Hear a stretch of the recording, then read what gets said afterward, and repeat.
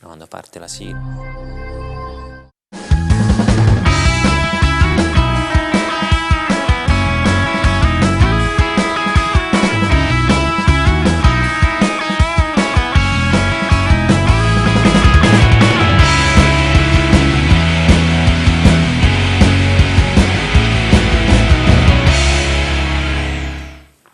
Buonasera e ben trovati ad Intorno alle 9, questa sera è una puntata internazionale, diciamo così, perché parleremo dell'University of New Haven. Siamo con il direttore, peraltro, dell'università, Kevin Murphy. Buonasera. Buonasera.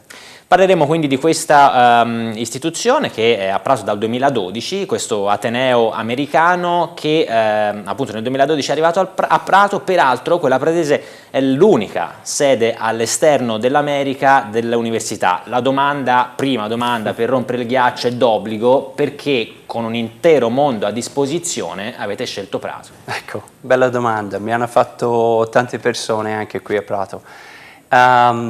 In primo, l'università cerca da tanti anni un posto all'estero, diciamo, un centro internazionale per allargare un po' l'offerta dell'università, e anche perché l'università riconosce che è molto importante nella carriera accademica di tutti gli studenti della New Haven di avere un'esperienza all'estero, o studiando, o lavorando, o facendo qualcosa che arricchisce le qualifiche degli studenti. Prato perché, in prima di tutto, Italia perché è un posto meraviglioso dal punto di vista culturale, anche in altre cose, però Prato anche perché non come Firenze e Roma, che ormai sono un po', forse diciamo, pieno dell'esperienza dei studenti americani. A Firenze, per esempio, ci sono più di 10.000 studenti americani ogni anno a Firenze. Poi, visto anche il volume di turismo a posti in città come Firenze e Roma, Prato invece ci offre un'altra esperienza. Siamo il primo programma americano a Prato, quindi troviamo in un posto dove c'è l'opportunità per i ragazzi di vivere un'esperienza più autentica, più italiana. Le immagini che state vedendo, e che può vedere anche lei, sono quelle relative alla futura nuova sede della università. Proprio grazie ad un accordo che è stato stretto con la diocesi in questi giorni, sposterete la vostra sede in Piazza San Francesco, in quella che era la ex Casa della Giovane, e lì sarà un vero e proprio campus, perché avrete le aule e per la prima volta anche gli alloggi per i ragazzi. Esatto. Dove siamo ora, in via Luigi Muzzi, è un bel posto, però non è un posto con lo spazio che ci offre San Francesco. Aule, uffici e anche posti per un dormitorio per alcuni dei nostri ragazzi. Sì. Sono 45 attualmente, però ne arriveranno presto altri. Esatto, già in questi giorni abbiamo sentito che a fine agosto, quando arriva il prossimo gruppo, dovrebbero essere più di 60 ragazzi. Questo è un buon segno, un segno molto positivo. Vuol dire che i ragazzi che vengono qui da 2012 tornano a casa parlando bene dell'esperienza, parlano bene di Prato. Vedo anche su Facebook ogni giorno ragazzi che parlano di Prato con grande nostalgia. Quindi loro influenzano i loro amici, colleghi dell'università. La richiesta di venire a Prato a questo programma aumenta ogni semestre. Ecco, era un po' anche la domanda che volevo fare: qual è l'idea che poi si fanno i ragazzi di Prato, e soprattutto anche qual è l'idea che si è fatto lei in questi anni? Sì, ma i ragazzi sono contenti, e poi è divertente vedere anche come reagiscono loro, perché all'inizio era nostra l'idea che Prato era il posto giusto, non come Firenze o Roma, che era un po' incasinati come centri per studiare, per crescere e sviluppare.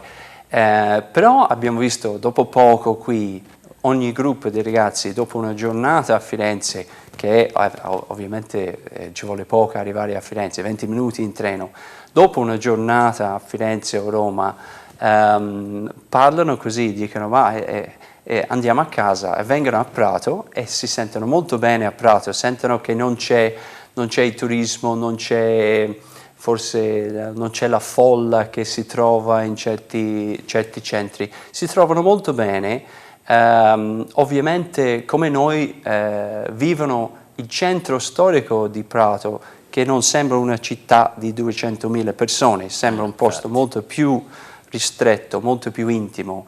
A loro piace questa cosa, ma è ovviamente un vantaggio essere così vicino a un centro importante come Firenze. Quindi vivono bene questa scelta che abbiamo fatto noi e ogni semestre confermano questa scelta. C'è il PIN a Prato, la Monash University, quindi i vostri cugini, definiamoli così, australiani, sì. Ci siete voi. Prato può diventare quindi sempre di più una città universitaria. Ora, ovviamente Firenze lo è stata per eccellenza e forse Prato in questi anni ha un po' anche subito questo fatto. Adesso col PIN, con voi, con New Haven, Prato può diventare sempre di più una città universitaria? Assolutamente. È importante sottolineare il fatto che Prato era già una città universitaria da 20 anni, da quando sono aperte le porte del PIN, che diceva anche il direttore Enrico Banchelli di recente che siamo qui da 20 anni, Prato era già un'università, una città universitaria. 20 anni, in effetti. Esatto. Non sembra. E poi 10 anni fa, 10-11 anni fa, è arrivato la Monash. E poi io spero per Prato che non si deve aspettare 10 anni ogni volta che arriva un'altra scuola o collegio, perché è veramente un posto idoneo in tanti sensi per le scuole e per studenti. Questa nuova sede di San Francesco può essere strategica per voi, proprio nel cuore della città. Sì, l'idea, se i ragazzi devono vivere un po' la vita della città, meglio essere in una piazza viva e interessante come Piazza San Francesco che in altri posti. Poi siamo è molto centrale, è molto vicino anche alla scuola di musica Verdi, con cui abbiamo una collaborazione, di fronte alla biblioteca roncioniana, siamo molto vicino anche al castello e la piazza rifatta delle carceri anche. Quindi siamo in un posto molto interessante e molto positivo anche per le cose che facciamo noi con altre istituzioni. E tra le cose che fate e che farete anche nei prossimi giorni c'è questa iniziativa Prato Campus Week organizzata proprio insieme al PIN e alla Monash, quindi collaborazione con le altre università. Cosa succederà in questi giorni, dal 6 al 10 maggio? Sì, è una settimana di festa che festeggia la collaborazione triangolare tra queste tre scuole. Facciamo un po' di sport, un po' di musica, ci sono conferenze pubbliche, c'è un scambio di conversazione molto veloce, una specie di speed conversation exchange alla Monash, c'è la famosa grigliata australiana, sempre presentata, offerta dalla Monash ogni anno. È la seconda volta che facciamo il Prato Campus Week. Festeggia, diciamo, la strada che Prato forse ha già fatto in questi 20 anni. E poi è un momento, una settimana, apriamo le porte in questa settimana, a maggio, a tutti i pratesi che non conoscono ancora le attività di queste tre scuole. Le porte sono aperte, chiunque è curioso di capire meglio cosa siamo, cosa facciamo e cosa cosa possiamo offrire alle gente normale di Prato. È utile anche questa settimana per fare queste cose. Oltre a questo, però, già fate delle iniziative che servono sia per far conoscere la vostra università, che ovviamente anche per integrarvi con il territorio. Se dico Conversation Exchange e Family Dinners, dico due cose giuste. Esatto. Conversation Exchange è uno scambio di conversazioni ogni martedì, più o meno, dentro la nostra scuola, in via Muzzi. Un'ora e mezzo, a volte 2 ore perché è difficile mandarli via, è diventata una cosa molto bella. E ragazzi coetanei dei nostri che vanno da 19 anni a 21 o qualcosa del genere, quindi i ragazzi pratesi vengono da noi e passano metà del tempo a chiacchierare in italiano e poi la metà in inglese. È una bellissima cosa per i nostri ragazzi perché quasi tutti sono principianti delle lingue italiane, quindi per loro è bellissimo anche cominciare a usarlo in un modo in conversazioni più che sempre nel libro di testo. Però è un modo, cominciamo questi scambi di conversazione quasi 2 o 3 settimane dopo l'arrivo dei ragazzi perché lo vediamo come un momento importante anche, perché cominciano a fare amicizie con pratesi, con italiani, invece di stare tutti insieme. E questo ci fa arrivare a uno degli obiettivi del programma, di fare amicizie, di fare conoscenze all'estero e di imparare come vivono altre persone in altri paesi. E poi il family dinners, che sono cene in famiglie. Questa è una cosa molto carina. Famiglie pratesi adottano in un certo senso nostri ragazzi in gruppi di 2, 3 o 4 che vengono a casa loro a cenare, a chiacchierare, a parlare e di nuovo fanno amicizie, incontrano nuove persone e vedono tante realtà nella vita a Prato, non solo insegnanti e staff, ma anche la gente vera di Prato. E a proposito di cene mi viene in mente una domanda: qual è il piatto pratese preferito dagli americani? Ma forse gli americani a volte non riconoscono quali piatti sono pratesi o quali piatti sono italiani. Quindi tanti forse ci direbbero la pizza, per esempio, o la pasta, o qualcosa generico così. Però hanno milioni di opportunità di provare nuove cose, perché facciamo un sistema di buoni pasto in più di 15 ristoranti nel centro, quindi i ragazzi con questi buoni in mano vanno a mangiare colazione, pranzo e cena in tanti posti diversi, la pasta, la pizza, tante cose diverse, quindi è un punto anche di forza del programma, perché i ragazzi, una delle prime cose che dicono di Prato è che si mangia molto bene. Questo è già qualcosa e sicuramente è una verità. Quando poi ritornano in America, cosa gli resta più impresso di Prato?